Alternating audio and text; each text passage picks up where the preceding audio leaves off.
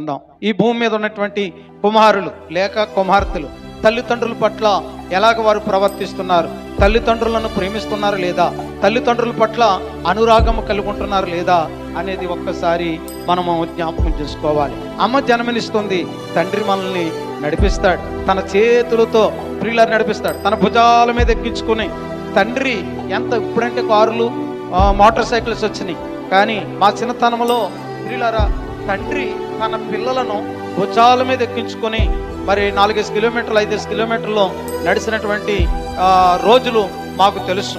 అంతే కాబట్టి ఆ ప్రేమ వేరు, ఆ యొక్క జాలి దయలు వేరు. కనుక దేవుని యొక్క సంగమ ఈ రోజు జన్మనిచ్చినటువంటి తల్లి పట్ల మనము ప్రేమ కలిగి ఉంటున్నామా లేదా, జన్మనిచ్చినటువంటి తల్లి పట్ల ఆ తల్లి మాట మనం వింటున్నామా లేదా. తల్లి అది తప్పు అని అంటే మనం ఏం చేయాలా, మరలా అక్కడికి వెళ్ళే వారంగా మనం ఉండకూడదు. ఇది తప్పు అని తల్లి చెప్పినప్పుడు ఆ తప్పును మనం ఏం చేయాలా, మరొకసారి చేసే వారంగా మనం ఉండకూడదు. అప్పుడే మన అమ్మని మనం ప్రేమించినట్లు అవుతాం, అప్పుడే మన అమ్మ మాట వినేవారంగా ఉంటాం.